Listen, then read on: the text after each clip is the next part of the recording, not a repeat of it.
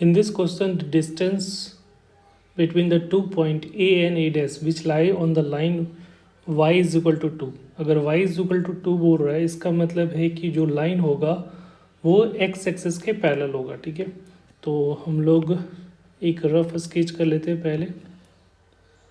ठीक है, ये हमारा सपोज x एक्सिस है, तो यहाँ पे कहीं पे इस टाइप से y इज इक्वल टू 2 एक लाइन होगा.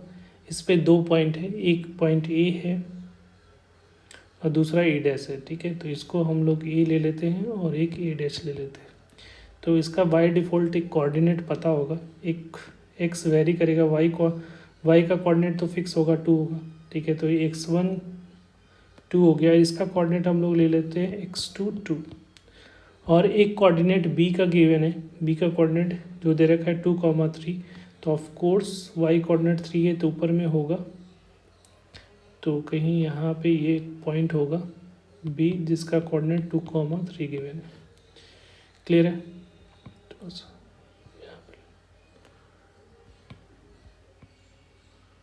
b का कोऑर्डिनेट 2,3 है.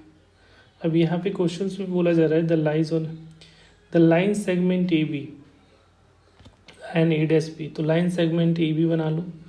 तो ए बी लाइन सेगमेंट कौन सा होगा?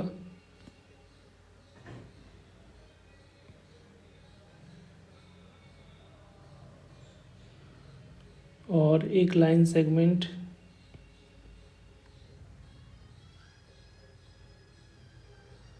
कह रहे कि A B lines subtend 45 degree angle. ठीक है, कितना एंगल बना रहा है? 45 degree angle at origin.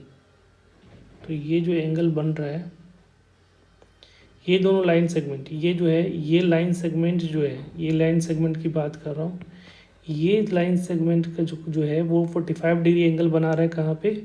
Origin पे. ठीक है, तो यहाँ से ये दोनों लाइन सेगमेंट का एंगल बना लो यहाँ पे.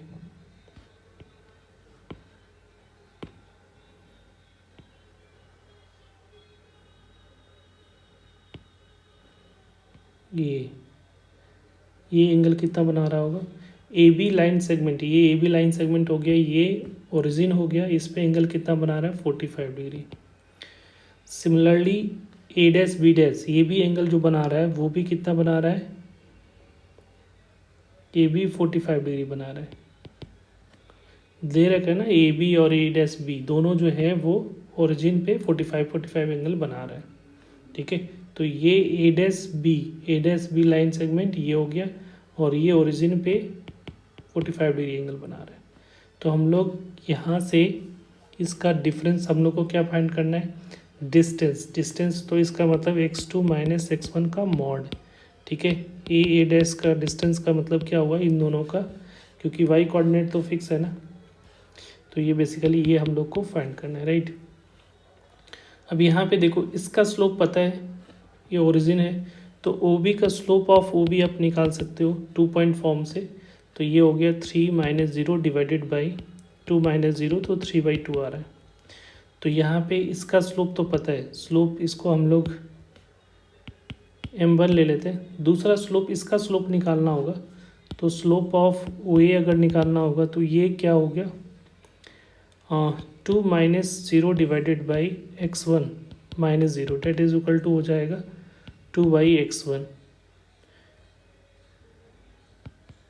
ये हमारा m2 होगा.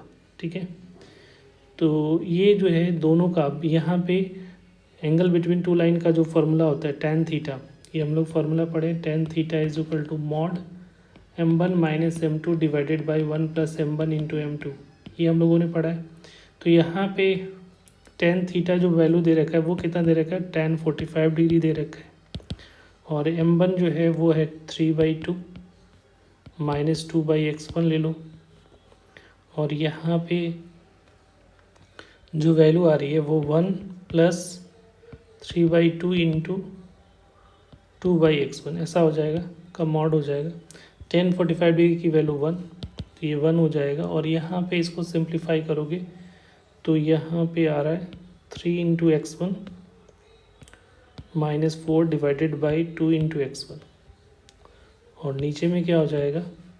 2 इंटू x1 और यहाँ पे 2 इंटू x1 प्लस 6, ठीक है, इसका मॉड, तो ये इससे ये कैंसिल आउट हो जाएगा। तो यहाँ पे 1 इज इक्वल टू हो रहा है 3x1 minus 4 divided by 2x1 plus 6 का मॉड। अब मॉडलेस ब्रेक करोगे तो एक बार पॉजिटिव साइन लेना है, एक बार नेगेटिव। तो अगर पॉजिटिव से ओपन करें तो 1 इज इक्वल टू क्या होगा 3 into x1 minus 4 divided by 2 into x one plus 6। इसका मतलब हो रहा है ये 2 into x1 plus 6 is equal to 3x1 minus 4 हो जाएगा।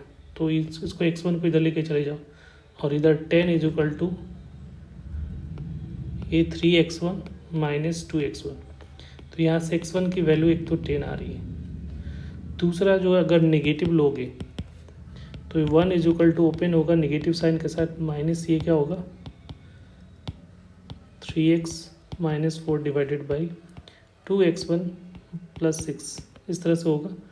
तो यहाँ से जो वैल्यू आ रही है वो बेसिकली क्या आएगी 2x1 plus 6 is equal to minus 3x1 minus, तो ये हो जाएगा प्लस 4, ठीक है। अब इसको इधर ले आओ जाओ तो 2x1 plus 3x1 is equal to 4 minus 6, इस तरह से हो रहा है। तो यहाँ से x1 की जो 5x1 की वैल्यू आएगी वो कितना आ रहा है -2। तो x1 की वैल्यू क्या हो जाएगा -2/5। तो बेसिकली ये x1 जो आ रहा है वो कोई नहीं, ये दूसरा जो पॉइंट ये 45 डिग्री एक और बना रहा है, ये पॉइंट को डिनोट कर रहा होगा, ठीक है। क्योंकि ये है तो दूसरा जो मॉडुलस हटाओगे तो 2 पॉइंट होगा, तो एक ये है दूसरा ए डैश है। तो यहाँ पे जो ये जो आ रहा है वैल्यू ये किसके इक्विवेलेंट होगा x2 का। अब ये दोनों का डिफरेंस लेना है, तो डिफरेंस हम लोग का x2 का वैल्यू क्या आ रहा है -2/5 माइनस x1 की वैल्यू जो है वो है हमारा 10,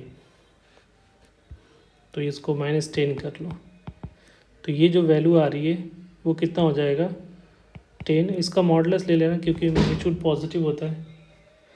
तो ये हो रहा है, ये हमारा क्या हो जाएगा -2 माइनस 50 का मॉड, ठीक है। तो ये आ रहा है 52/10। मॉडुलस होगा तो पॉजिटिव वैल्यू आएगी, तो जो करेक्ट आंसर जो है ये 5 होगा। तो -52 डिवाइडेड बाई 5 का mod that is equal to C। तो C is the correct answer.